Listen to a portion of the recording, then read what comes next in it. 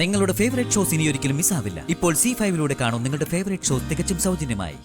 അതില് ഞാനൊരു കത്ത് വച്ചിട്ടുണ്ടായിരുന്നു. അതും അവര് വായിച്ചു. അവരുടെ അടുത്തുനിന്ന് ഞാനത് വാങ്ങിക്കൊണ്ടുവന്ന് വെച്ചത് അർച്ചനേട്ടത്തി വന്ന് എടുത്തോണ്ട് പോവുകയും ചെയ്തു. എനിക്കറിയാം ധനുഷിന് വിഷമായി കാണുമെന്ന്. അത്ര ആഗ്രഹിച്ച് എനിക്ക് വേണ്ടി വാങ്ങിയതല്ലേ. വിധിയില്ല ധനുഷ്. ഇവര് നമുക്ക് ഒരിക്കലും സമാധാനം തരില്ലെന്നും പറഞ്ഞ് തുനിഞ്ഞ് ഇറങ്ങിയേക്ക. ഇനി ഇങ്ങനെ എന്തെങ്കിലും തരുന്നുണ്ടെങ്കിൽ അത് നേരിട്ട് മതി കേട്ടോ. എന്തിനാ വെറുതെ ഇതുപോലുള്ള സാഹചര്യങ്ങള് നമ്മളായിട്ട് ഉണ്ടാക്കി കൊടുക്കുന്നത്? ശരി, എന്നാ ഞാൻ പിന്നീട് വിളിക്കാം. നല്ല തലവേദന, ഞാൻ കിടക്കട്ടെ. ആ പിന്നെ വേറൊരു കാര്യം.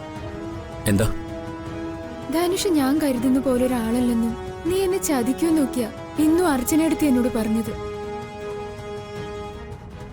അത് പിന്നെ യൂഷ്വൽ സോങ് ആയതുകൊണ്ട് ഞാൻ ഗൗരവത്തിലെടുത്തില്ല. പക്ഷെ എനിക്കത് 2 ദിവസത്തിനുള്ളിൽ ബോധ്യാവുന്ന അവര് പറഞ്ഞേ. സ്നേഹയെ മറന്ന് നീ ഈ നാട്ടിൽ നിന്നും പോണം. ഇനി ഒരിക്കലും നിന്നെ ഈ നാട്ടിൽ ആരും കാണരുത്. 2 ദിവസം 48 മണിക്കൂർ സമയം നിനക്കുണ്ട്. അതെന്തേ 2 ദിവസത്തെ കണക്ക്? Hello Dhanush, hello hello hello Dhanush, hello.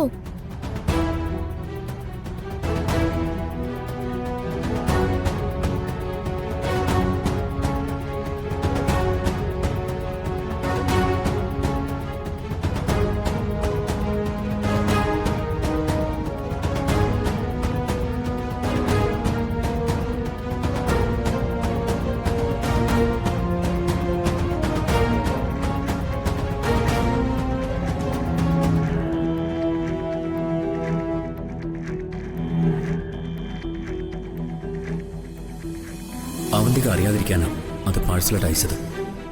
അപ്പൊ അത് അവളുടെ മുന്നിൽ തന്നെ അർച്ചന എത്തിച്ചു. ഞാൻ ആ കാര്യം അറിഞ്ഞതായിട്ട് തൽക്കാലം ഭാവിക്കണ്ട. എന്തെങ്കിലും പറഞ്ഞ് പിന്നീട് പിണങ്ങിയ അജയനെ കൊന്നത് ഞാനാണെന്ന് ചിലപ്പോൾ അവൻ എല്ലാവരോടും വിളിച്ച് പറഞ്ഞെന്ന് വരും. സ്നേഹയോട് ഞാൻ അമിതമായി സ്നേഹം കാണിക്കുന്നു എന്നൊരു സംശയം അവന്തിക്കുണ്ട്. ഇതുകൂടി അറിഞ്ഞ സ്ഥിതിക്ക് അവളത് ഉറപ്പിക്കും. ഞാൻ അവനോടൊപ്പം ഉണ്ടെന്നുള്ള തോന്നൽ അവന് വേണം. അല്ലെങ്കിൽ അവൻ എന്നിൽ നിന്നും മാറി ചിന്തിക്കും. എത്രയും വേഗം സ്നേഹയുമായിട്ടുള്ള വിവാഹം നടക്കണം. ഇത് അവന്തികയുടെ പ്ലാനിംഗത്തിന് നടക്കുകയും വേണം. പക്ഷേ ഇതെങ്ങനെ അവന്തികയോട് അവതരിപ്പിക്കും?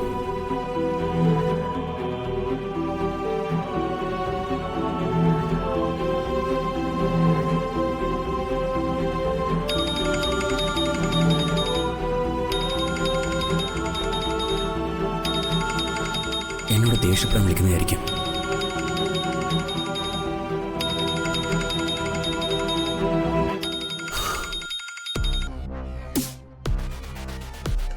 ഹലോ, നീ എവിടെയാ? ഞാൻ റൂമിലുണ്ട്. സ്നേഹ വേഗം വിവാഹം കഴിക്കണമെന്നും അതിന് എന്നോട് പ്ലാൻ ചെയ്യാനും പറഞ്ഞിട്ട് നിന്റെ വിവരമൊന്നുമില്ല. അതാ ഞാൻ വിളിച്ചത്. ഞാനങ്ങോട്ട് വിളിക്കാനിരിക്കുമായിരുന്നു. എന്തായി, താൻ ആലോചിച്ചോ? എൻ്റെ മനസ്സിൽ ചിലതൊക്കെ ഉരുത്തിരിഞ്ഞ് വന്നിട്ടുണ്ട്. ഞാൻ പറയാം. നാളെ നമുക്കൊന്ന് പുറത്തു വെച്ച് കാണാം. അപ്പോൾ എല്ലാം വിശദമായിട്ട് ഞാൻ പറയാം. ശരി. Good night. Good night.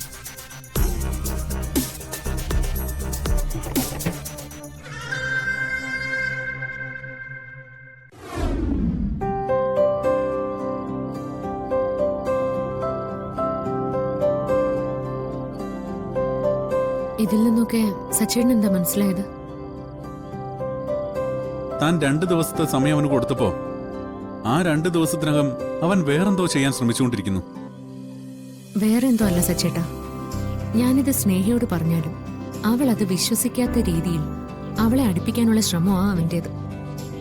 ആ എങ്കി താൻ അവന് കൊടുത്ത വാക്ക് മറന്നേക്ക്. എന്നിട്ട് ACP വിളിച്ച് കാര്യം പറ. ഇത് മാത്രമല്ല, നമുക്കറിയാവുന്ന എല്ലാം പറയും. ഈ വിവാഹം മുടക്കാനും ധനുഷിനെ പറ്റി ഇവിടെ എല്ലാവരോടും അറിയിക്കാനും ഈ കാര്യം മാത്രമല്ല ഉള്ളത്. ഇതിലും വലിയ ഒരുപാട് കാര്യങ്ങളുണ്ട്. അത് ഞാൻ സച്ചേട്ടനിൽ നിന്ന് തന്നെ മറച്ചു വെച്ചിരിക്കുന്നതിന്റെ കാര്യം എന്താണെന്നറിയോ? അത് സച്ചേട്ടന് സഹിക്കാനാവുന്നതിലും അപ്പുറം ആയതുകൊണ്ട്. സച്ചേട്ടൻ പോലും സഹിക്കാൻ പാടുപെടുന്നൊരു കാര്യം അച്ഛൻ അറിഞ്ഞാലുള്ള സ്ഥിതി എന്താവും? അവസാനത്തെ ഒരു തീർപ്പിന് വേണമെങ്കിൽ മാത്രം ചെയ്യാവുന്നൊരു കാര്യം അത്. ഇവിടെ അച്ഛൻ മാത്രമല്ല, നന്ദേട്ടനും ധനുഷിനെ അന്ധമായിട്ട് വിശ്വസിക്കുന്നുണ്ട്. അതിൽ കൂടുതലായി സ്നേഹ.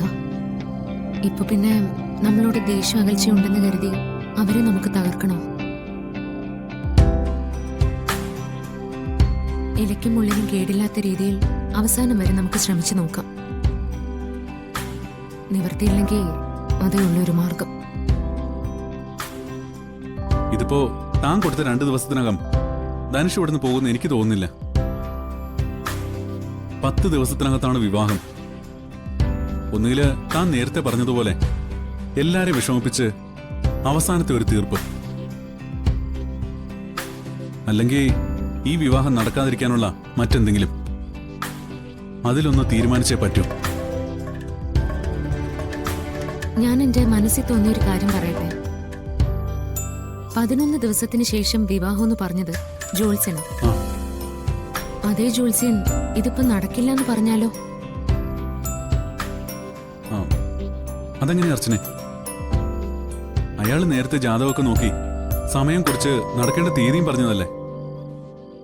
ആ സമയത്ത് കാണാത്ത ചില ദോഷങ്ങൾ പിന്നീട് വിശദമായിട്ട് നോക്കിയപ്പോ കണ്ടു എന്ന് പറയണം. അത് നമ്മൾ പറഞ്ഞ ആരെങ്കിലും വിശ്വസിക്കോ? ജോത്സ്യൻ തന്നെ പറയണ്ടേ? അതിനെന്ത് ചെയ്യും? നമുക്ക് നേരിട്ട് ചെന്ന് ജോത്സ്യനെ ഒന്ന് കാണാം. എന്നിട്ട് മുഴുവൻ സത്യങ്ങളും അദ്ദേഹത്തോട് പറയാം. ഈശ്വരാധീനമുള്ള ആളല്ലേ, സത്യം സത്യം പോലെ അദ്ദേഹത്തിന് മനസ്സിലാവാതിരിക്കില്ല. ഈ വിവാഹം ഇപ്പൊ നടന്ന ദോഷമാണെന്ന് അദ്ദേഹത്തെ കൊണ്ട് അച്ഛനോടൊന്ന് പറയിപ്പിച്ചാൽ മാത്രം മതി. നമുക്ക് ആവശ്യമുള്ള സാവകാശത്തിന്. ഇങ്ങനെയുള്ളവര് കള്ളം പറയോ? നല്ലതിനു വേണ്ടിയല്ലേ സച്ചേട്ടാ. അദ്ദേഹത്തിന് പറഞ്ഞാൽ മനസ്സിലാവും. അദ്ദേഹം അത് പറയുന്നതോടുകൂടി എത്ര ജീവിതങ്ങളാ രക്ഷപ്പെടുന്നത്. മാത്രമല്ല, നമ്മളും സത്യമായിട്ടുള്ള കാര്യമല്ലേ പറയുന്നുള്ളൂ. എങ്കിൽ ആ വഴിക്ക് നമുക്കൊന്ന് ശ്രമിച്ചു നോക്കാമല്ലേ? അതെ.